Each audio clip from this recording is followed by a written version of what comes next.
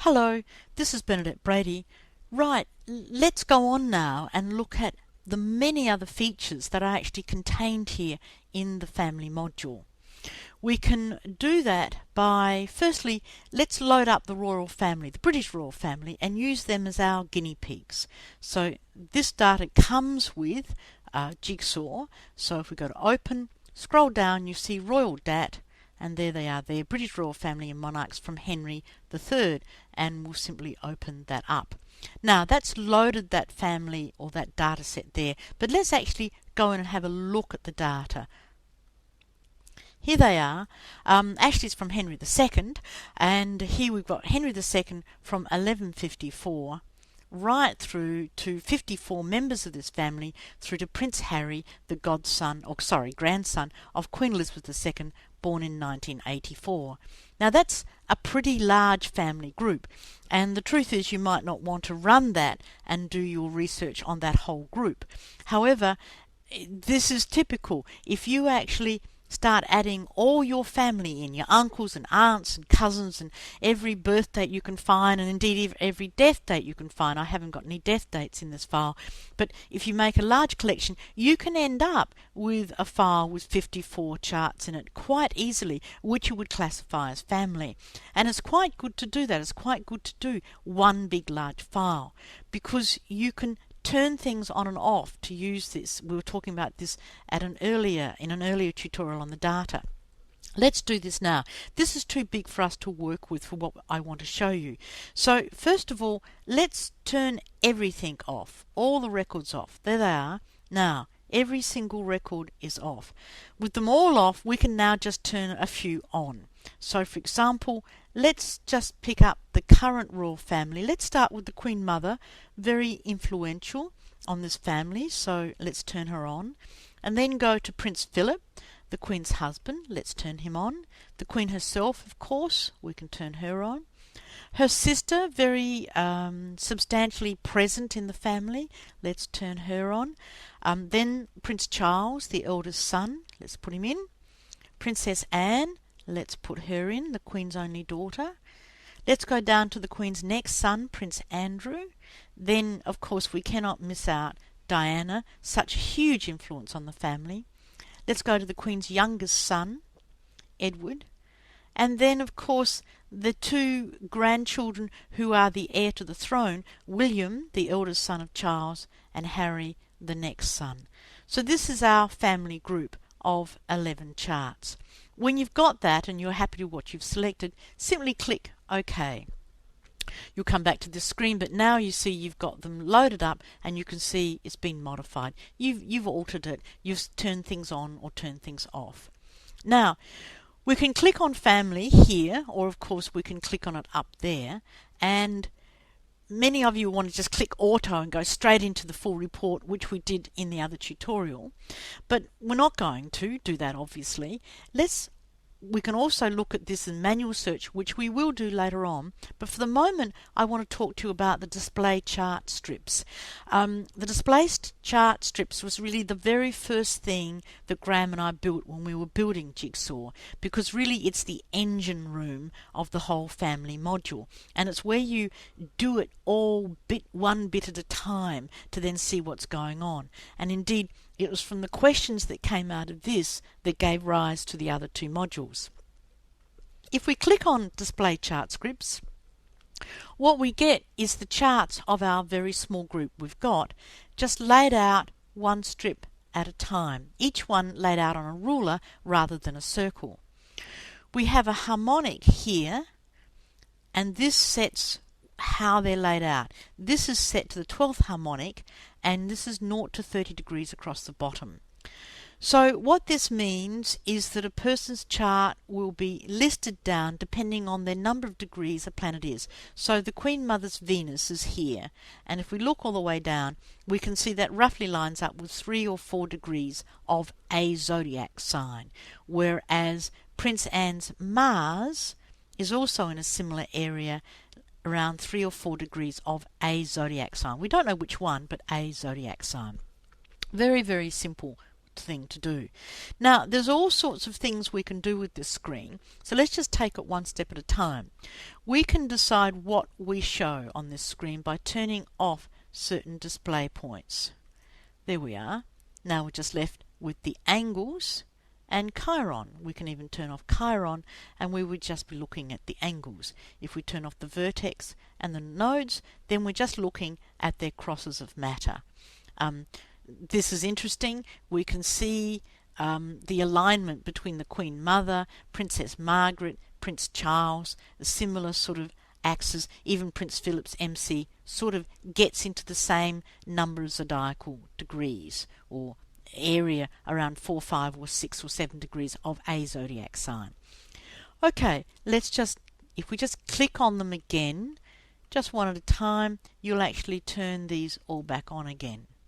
And let's put the nodes back in as well. So now we've turned them back on again. Easy as that. Now we can decide to colour a point. Let's say you're really interested and you're tracking, let us say, the Jupiters in this family. We can highlight the Jupiter and it will come in red. So now we can see the Jupiters clearly. We can see Prince Anne's Jupiters in a similar degree to Princess Di. Might be a different zodiac sign, but around 5 degrees of a zodiac sign. We can see straight away that Prince Philip's Jupiter is in a similar degree to Princess Margaret. Their Jupiter's around 10 or 11 degrees of a zodiac sign. Let's look at that. There's a way we can look at the charts very easily. You'll notice that this rule is divided into a darker green and then a light sort of colour. If you click anywhere in the ruler part, the light colour of a chart, it'll take you to a chart. So let's look at Prince Philip's Jupiter. Double click in this part and we get Prince Philip's chart and we find his Jupiter, which is 10 degrees of Virgo. We'll come back to this shortly, but let's now look at Princess Margaret and double click on her chart and we see her Jupiter is 11 degrees 59 minutes of Cancer. So Prince Philip's is in Virgo and Princess Margaret's is in Cancer, but because they're both around about the same number of degrees, they're showing up in the same place here. Before we go back and explore that chart again, let's just play with the harmonics on this sheet. One of the great things about this sheet is that I can remember when I got into astrology, I used to draw these all up by hand, and you draw them up, and then if you wanted to look for another harmonic, you'd have to draw them up all over again on another sheet, whereas this will do it for you all very simply. We can change this now to the 4th harmonic, and the 4th harmonic is looking at 0 to 90 along the bottom here, and this is going to show us, or going to stack on top of each other, planets that are actually in a square, conjunction or opposition relationship. In other words, if the aspect between Andrew's, Mars and Venus is forming a square, conjunction or opposition to Diana's Saturn, that's what that is telling you, because it is the 4th harmonic. Let's play around with a little bit of this. Let's look at the Saturns in the 4th harmonic, and we can see, for example, we'll look at Queen Elizabeth's Saturn here in the 4th harmonic.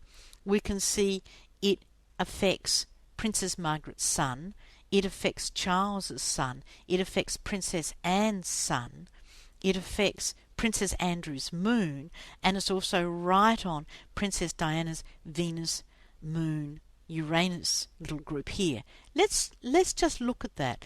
We're looking at the Queen's Saturn. If we double click on that, we can see the Queen's Saturn is there at 24 degrees of Scorpio. Leave this. Let's go back to Diana's chart now, and her Venus is underneath the Saturn here. Have a look. There's her Venus at 24 Taurus. So the Queen's Saturn is opposing her Venus, lined up. We can mark that. If you put the mouse down into the ruler down here, you'll notice it turns to a crosshairs. Line it up and simply click once and you'll put a ruler there. And you can just simply drag this ruler in this area. You can just drag it along. So you can see the Queen's Saturn is almost exactly forming this 4th harmonic aspect to Diana's Venus. It's also very tight to Prince Andrew's moon. Let's look at that. Here's Prince Andrew's moon, 25 of Scorpio, so it's actually conjunct it. Here's Prince Anne's sun. Let's look at Prince Anne's sun, 21 Leo, squaring it. And here's Charles's sun at 22 Scorpio, conjunct it. Very powerful Saturn, picking up to all the family, even picking up to Prince William's Venus. Here's Prince William's Venus, and here's his Saturn, and his Saturn is 25 Taurus.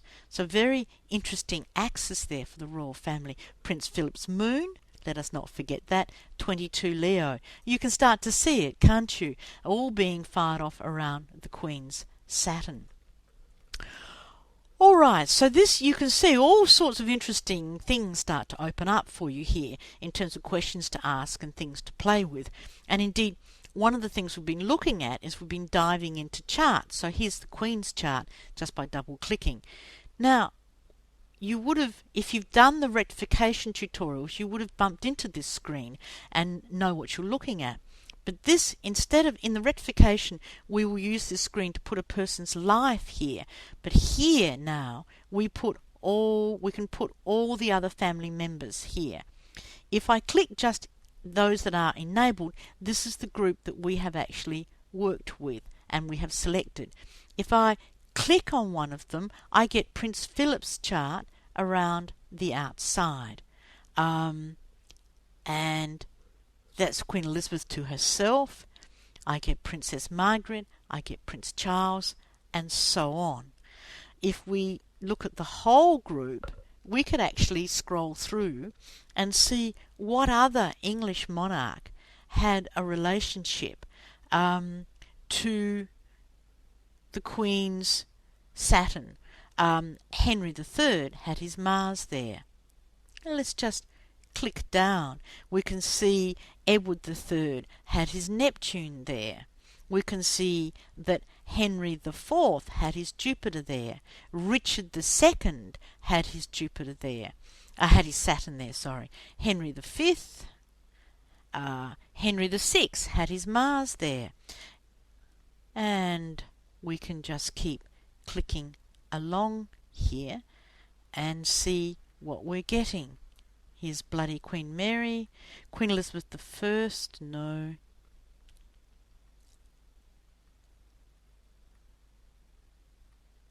We're just comparing all the kings and queens to that Saturn. There's William III. His Jupiter's vaguely there.